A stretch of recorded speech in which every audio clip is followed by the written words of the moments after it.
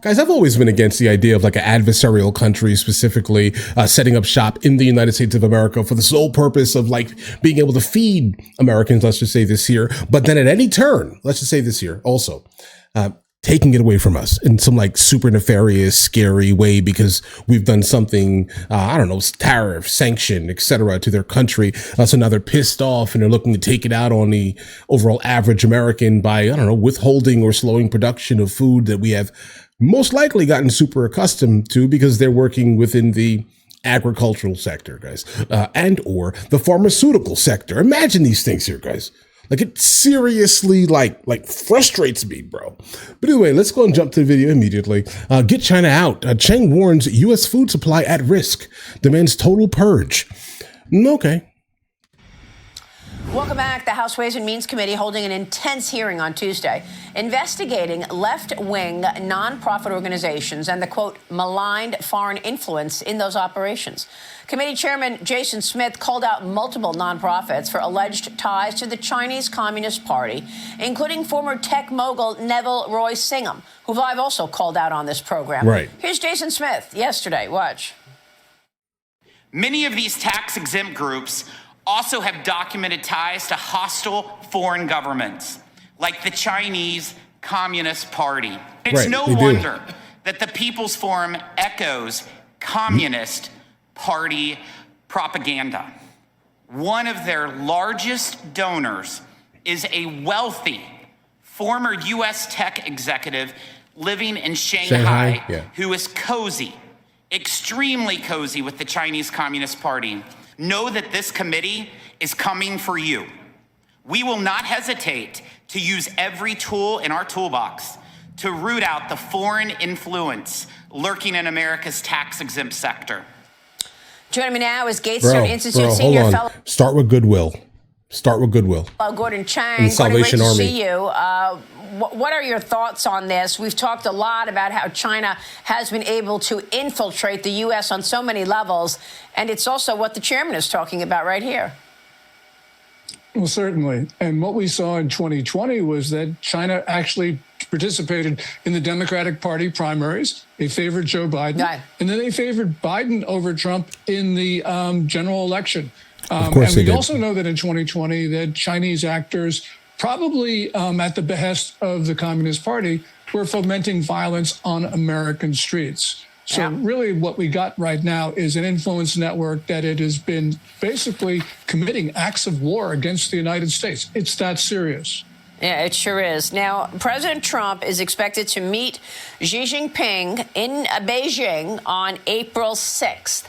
And this morning, Reuters is reporting that the Trump administration will scale back a number of security measures on Beijing, including the current ban on China's American telecom operations and the sale of Chinese equipment for U.S. data centers, all ahead of this meeting with Xi Jinping in April. Your reaction? Why? No, don't do that.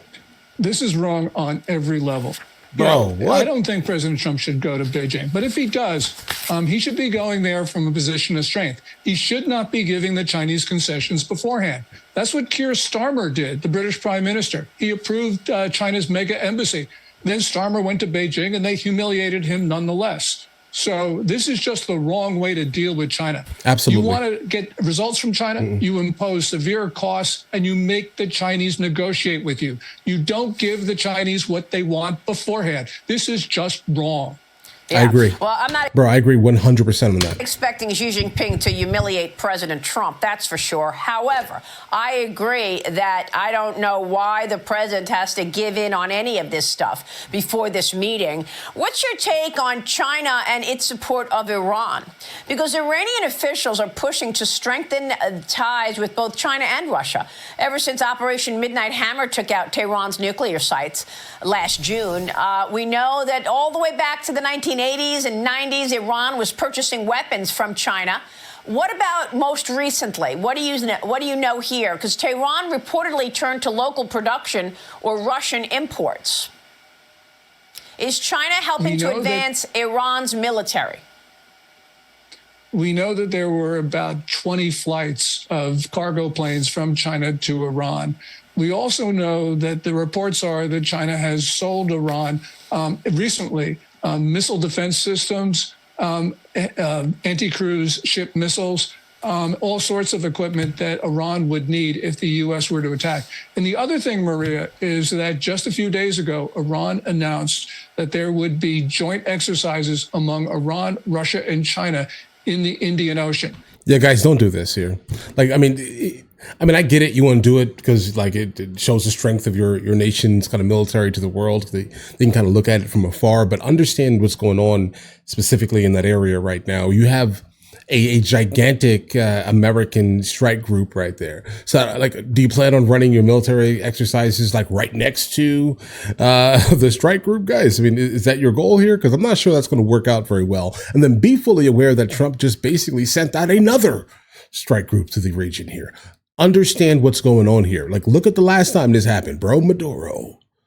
All right. When he started sending a whole lot of, stuff there. Understand what's going on here, guys. Like, read the room. Like, you have the ability specifically to set something off. You probably don't even know you're setting off, or unless you're now attempting to posture. Just please be aware. Let nothing happen in the vicinity of any, anything American out there, bro. At the same time, the Trump administration is reportedly sending a second carrier group to join the Abraham Lincoln group, also near Iran's waters. That's a lot of firepower in close proximity to each other. And of course, that's a dangerous situation. Yeah. Yep. So what should the U.S. be doing about it? Sit right there. I think that the U.S. needs to do everything possible to end the Iranian regime. Iran has nuclear weapons. Right. It has threatened the United States. This is something which is grave. They've declared war on the U.S. within the last 4 weeks. So, yes, we should be sanctioning and seizing Iranian cargoes on the high seas. And we should also be hitting the Iranian regime. Remember, they've killed tens of thousands of protesters. Some of those numbers are hard to believe, but clearly it has been a campaign of mass murder against the Iranian people. Right. Well, we'll see. I mean, the president said help is on the way. So, and he's giving Iran time. We'll see what he does next. Meanwhile, the Department of Agriculture and the Department of War getting together, advancing the Farm Security Action Plan. We spoke with Brooke Rollins this week. She's trying to protect American farmland from foreign adversaries, specifically China. And I spoke with her on this program yesterday. Watch this. This is a very big deal. Hold on. Before President Trump came into office, the consolidation of our farmlands, the foreign adversarial ownership of farmlands, especially from China and other places, has really been creeping up on our country. Now we have almost 300,000 acres owned by China. Of course, a lot of our food supply and food sources are now foreign, come from foreign sources. And we're working to reverse that while at the same time protecting our farmers, protecting our farmland from our foreign adversaries. Yeah, but my question... Bro, listen, if you want farmers to kind of be able to maintain things, give them better loans, lower interest rates, these type of things so they can actually kind of do this here. Like, listen, if they are an established farm and they're looking to buy more land, do not beat them over the head with the interest rate so they can buy more land to produce more for the United States of America. I think that's probably something that should be looked into pretty desperately. I definitely do know that there are like grants and things like this that are going to set up for them, but I think there probably needs to be more so we can kind of not allow this to ever happen again, bro. I did not know this number. 300,000 acres belongs to China? In America? To the Agricultural Secretary Gordon was, okay, so you're stopping it going forward. What about all the farmland that China already owns? I think it's like 300,000 acres in America. Yes, and it's more than that because the Chinese don't report many of their purchases.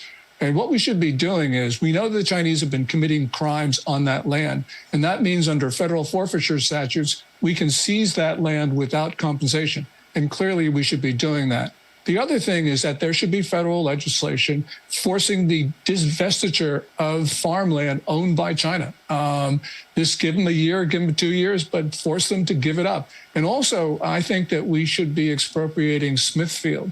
There we have to pay compensation, but nonetheless, we should not have China in our food supply because we know the Chinese have been trying to plant invasive species in our country. And those Chinese researchers at the University of Michigan were smoggling in modified pathogens including fungus and roundworm. So yes, this is an important issue, and we need to get China out of our food supply. Simple as that. Boy. Yeah, and not to mention. Oh, yeah, I forgot. Guys, I forgot that happened. Oh, yeah, that's the thing here. Like, listen, guys, I'm all down to figure out a way to kind of make it so they can kind of divest. Definitely. If you want to give them a year, that sounds a little bit aggressive, right? Let's just say this year, but I do think that we probably need to take like aggressive measures right here and now. Let's say this year. But I think my concern is that how will other countries kind of perceive this? Like, it's important to pretty much look at that because, again, foreign investment is a great thing for us, okay? But I will say when it comes down to like countries that are like blatantly adversarial to us, yeah, I think this is fine. I guess it's fine. Hopefully the other countries, right, that are looking to invest aren't like, if I put $100 billion into the United States of America, let's just say this year, in 1 year, they can take it all from us and get nothing. Basically, less than market value, right? That's a concern, but I do think that, again, if you are coming from an adversarial nation, then I think the rules should probably be different, specifically if you just hate us by default. I don't think you should have access to our market. Let's start there.